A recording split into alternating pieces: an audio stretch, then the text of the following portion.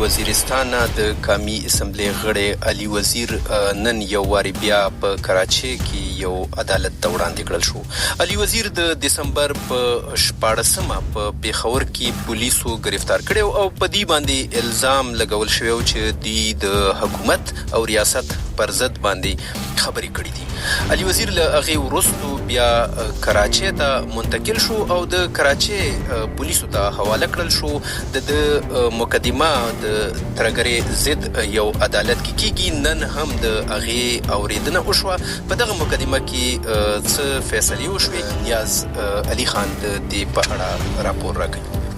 د پښتون ژغورنې غورځنګ د مخکښ او د قومي اسمبلی غړی علي وزیر او په کراچۍ کې د نورو بندیوانو وکیل قادر خان ایډوکیټ وویل په 12 جنوري د علي وزیر او د نورو کسانو په زندان کې دننه د قضیې او په ضمانت د خوشي کېدو د خواست اورېدنه هم وشوه. د دهشتګردۍ عدالت نمبر 12 کې د علي وزیر او د نورو مرګرو د کیس سماعتو ضمانت په درخواست باندې او شلم تاریخ منتراکو په ضمانت باندې بحث کوله. قادر خان ایډوکیټ زیاته کړه چې پولیسو په علي وزیر او د پی ټی ایم په نورو غړو لګولي تورونه ثبت کولو ریپورت عدالت ته وړاندې نه کړو. پولیس په د دسمبر په 14مه د سوراب کوټ د پی ټی ایم غونډې ته د علي وزیر او د نورو کړي ویناګانې جباري او د هغې دپاره به پلټن کوونکی افیسر پیښور ته ځي. په 13 تاریخ په 9 تاریخ عدالت کې ایو پیش شو او هغه دا ویلو او سرکاري وکیلو چې دیو کوم تقریرونه کړي په پښتو کې شوي دي او موږ ته د دې دغه پکار دی ټرانسلیشن چې پته ولګي. نو نن د عدالت ته حکم تعمیل وشو.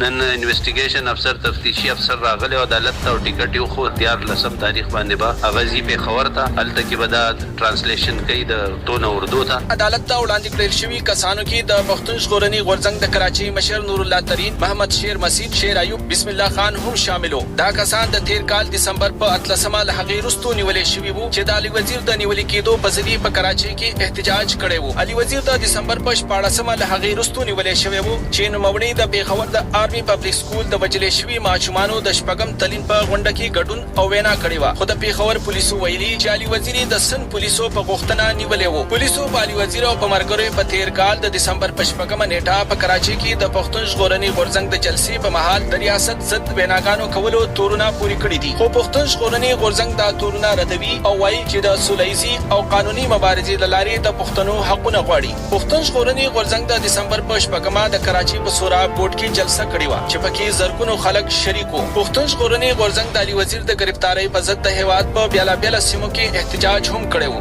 او د علي وزیر د خوشي کولو غوښتنه یې کړې ده.